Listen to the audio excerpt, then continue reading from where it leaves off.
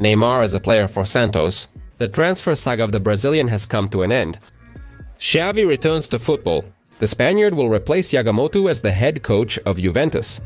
And lip-reading experts were able to decipher what Cristiano Ronaldo was shouting, angry at the referees.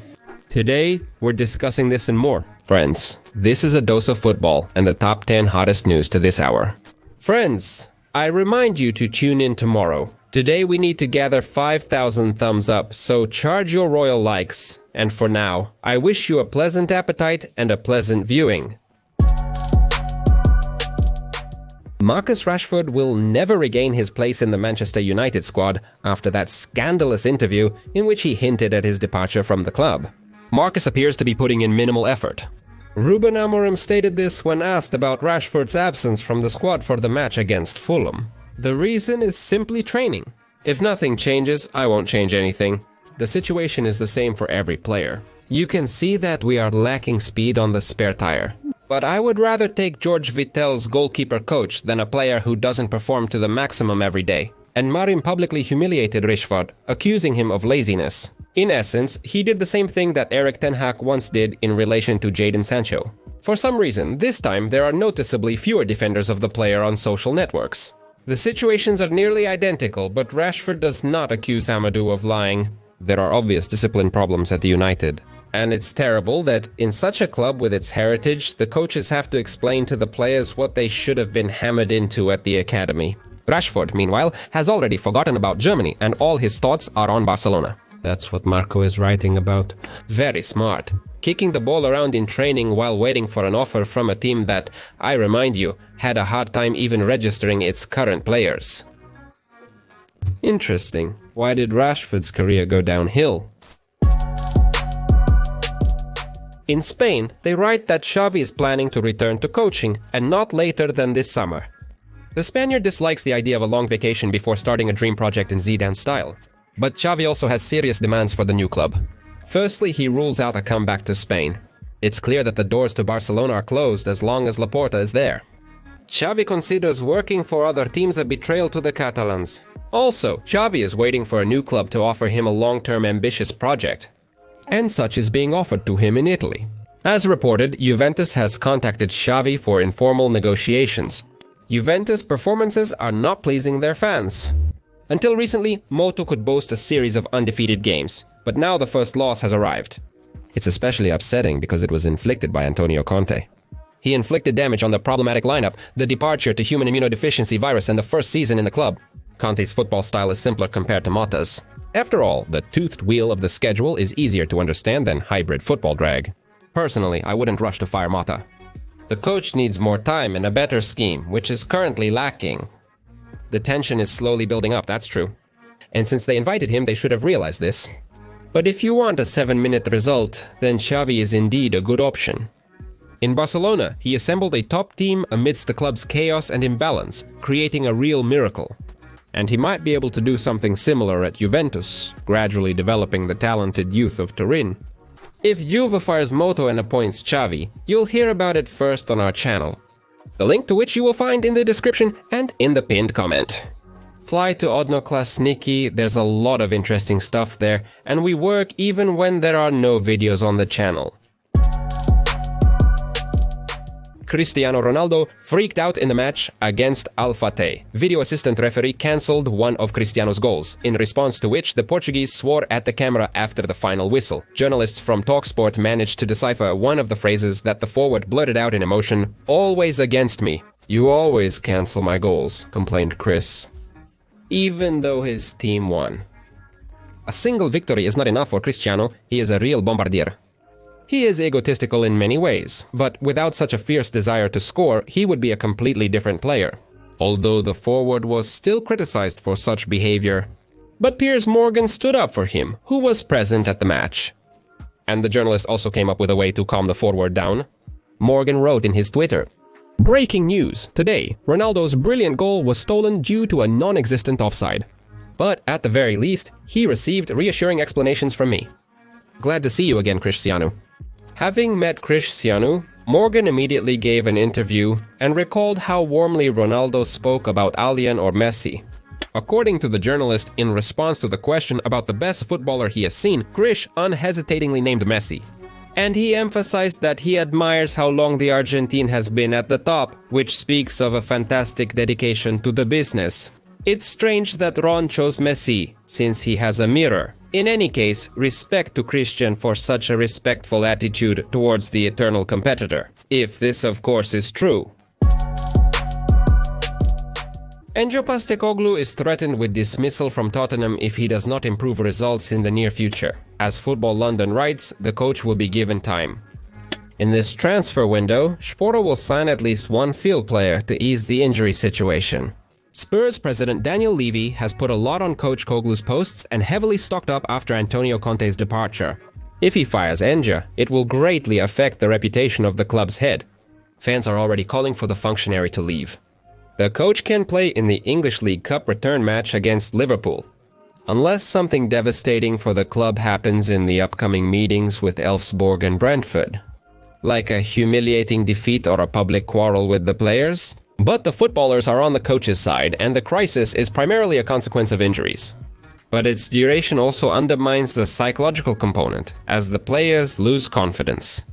There's no talk of any courage like at the start of last season when everyone was thrown into the fray, not even close.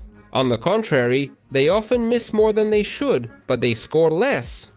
For instance, in the recent Leicester match. Injuries are killing the team. They had to let Matar play, even though he wasn't ready. And all because Maddison's condition turned out to be even worse. And during the match, Richarlison also got injured. Tottenham just can't play. A telling moment of the fate of poor Archie Gray. In the summer, Tottenham was not embarrassed to shell out 40 million euros for the talent. In this season, Archie is a key player, yet in the semi-defense he only played 30 minutes at the start of the championship, replacing partners on the left, right and in the center of defense. Buying just one player by the end of the TO won't fix anything, several are needed. And to be honest, this season is already beyond saving, as the newcomers will need time to adapt, and the league position is such that trying almost makes no sense. With the transfer window closing soon, Tottenham has yet to make any purchases. It's no surprise that Spurs fans are demanding Lavi's departure. While Borussia Dortmund hasn't found a new coach, Mike Tulberg is filling the role. But this is a temporary solution, especially since Borussia started off energetically in the match against Werder despite the removal, but it completely fell apart by the end of the last half. No one saw any particular improvements compared to the game under Šaquin. It seems the team needs a different leader, and in Borussia they want to appoint Nick Kovac. As journalist Patrick Berger reported, a secret meeting recently took place in Austria between representatives of Dortmund and Niko Kovac. He was offered to lead the team until the summer and then look at the results and discuss the extension of the contract. But Kovac is not satisfied with this option. And he insists on signing a contract until 26 or even 27 years. I'll be shocked if he convinces the Borussia bosses. Since Kovac's appointment to Bavaria, he's been dismantling teams one by one. Yes, his Monaco looked quite appealing for a while, but we all know the end result. Most of all, Kovac's latest masterpiece, Werder Bremen, speaks volumes about him. The poor musicians weren't afraid to give Nika a high salary. After all, they allowed a coach who once ruled Bavaria. And what did they get? Impotent football. Not just the absence of positional attack, but even any hint of it. Werner turned into a defensive bus and fought for survival. Meanwhile, the squad, most of which consisted of young players, did not progress. And this is an important indicator for almost any Bundesliga club. Imagine what would happen if a similar coach took over Borussia. I would be afraid to appoint him, even until the end of the season. And Nick's contract for a couple of years will make fans buy up all the valerian in the nearest pharmacies. Right now, Jose Kimi is the most attractive available lot for the summer transfer window. Yes, there is also a trend with Alexander Arnold, and everything is going towards him becoming a free agent, but Spanish media write that his transfer to Real Madrid is already 98% complete, while Kimi has not decided anything yet. He didn't rule out extending the Bavaria contract. Munich wants to keep their team leader, but Harry Kane's Premier League negotiations are making headlines. The German is likely to change teams, with Real Madrid, Liverpool and Barcelona showing interest, the latter being his preferred destination according to reports.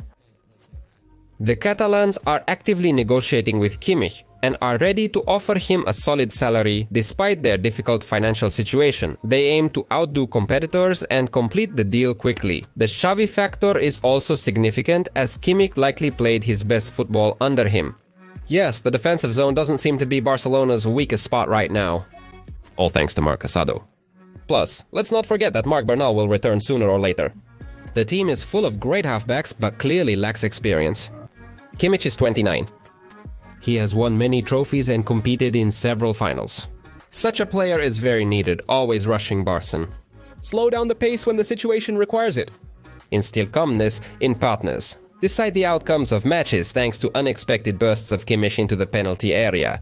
And his cannon. It's a terrifying weapon, a player of big matches, just like Rodri. Doesn't it give the same stability in defense? But it almost scares on the right flank of defense. The main thing is not to put him against Vinicius. Otherwise, the match against the Brazilian national team probably still haunts Joes in nightmares.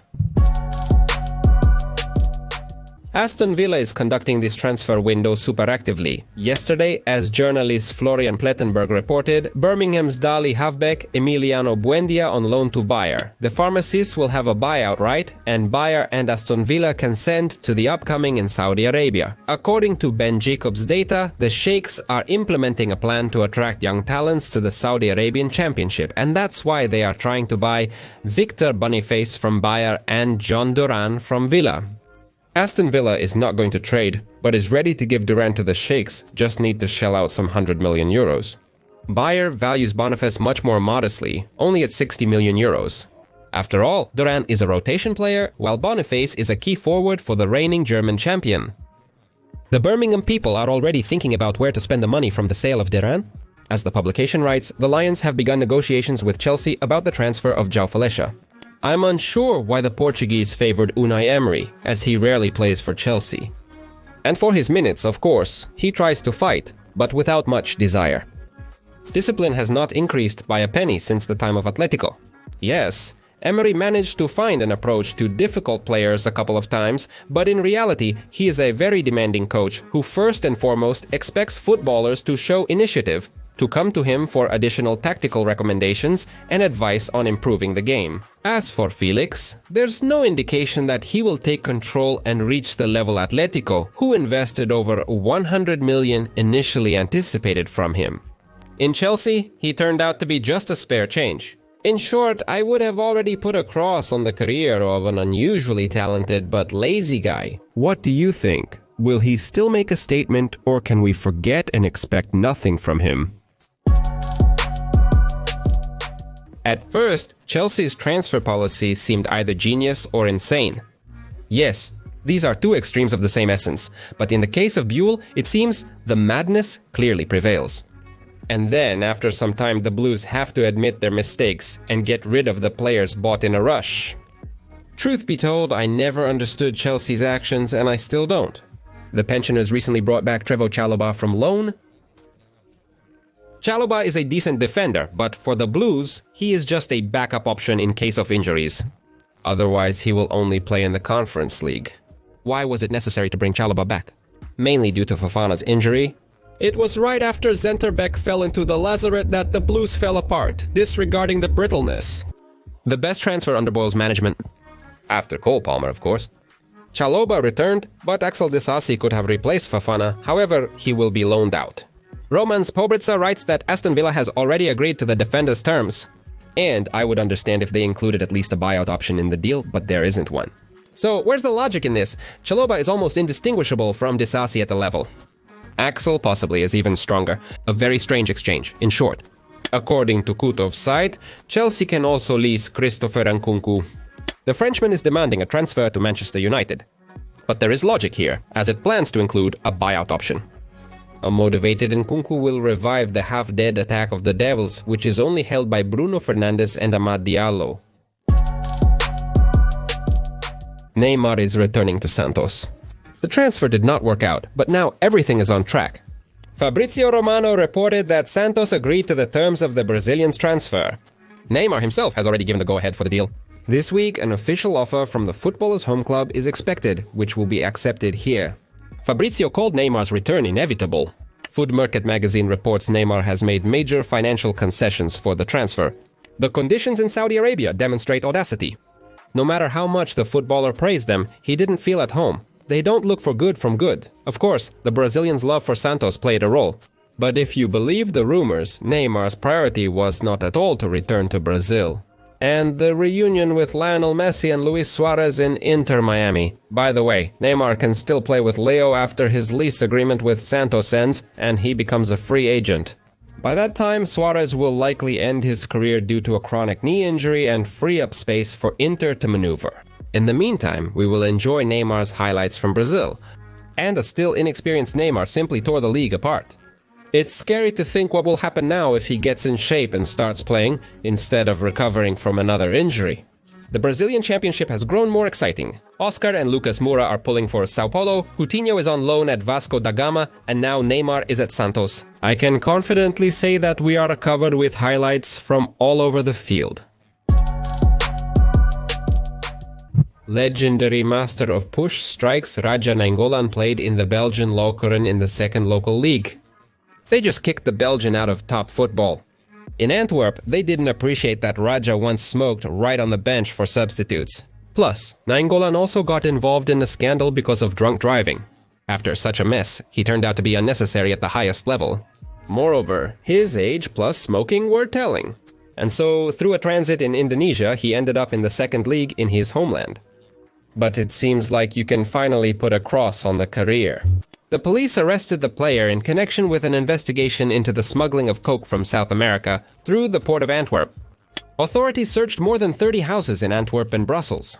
And during the search of Halfbeck's property, one of his cars was impounded for some reason. One can only guess which one, but the matter smells fishy. The Brussels prosecutor's office is not rushing to release details. We can confirm that the footballer was deprived of his freedom in the context of this case. Considering that the inquiries are ongoing at this time, and in accordance with the principle of presumption of innocence, no further comments will be given at this stage.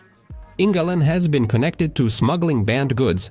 One of the player's business partners was sentenced to 2016 for their transportation on private planes for a banned organization. In addition, the footballer was regularly spotted at parties with people who were close to the drug industry. And why did Raj need these adventures? Wasn't the money earned from his football career enough? Or like the late Walter White, did he work simply for the thrill? I enjoyed it and excelled at it. Let's not jump to conclusions. Moreover, the footballer's sister doesn't seem to be particularly worried about her brother. And that's all for today. My name is Kirill Kast, and this was your daily dose of football. Peace to your house and Johanga, friends.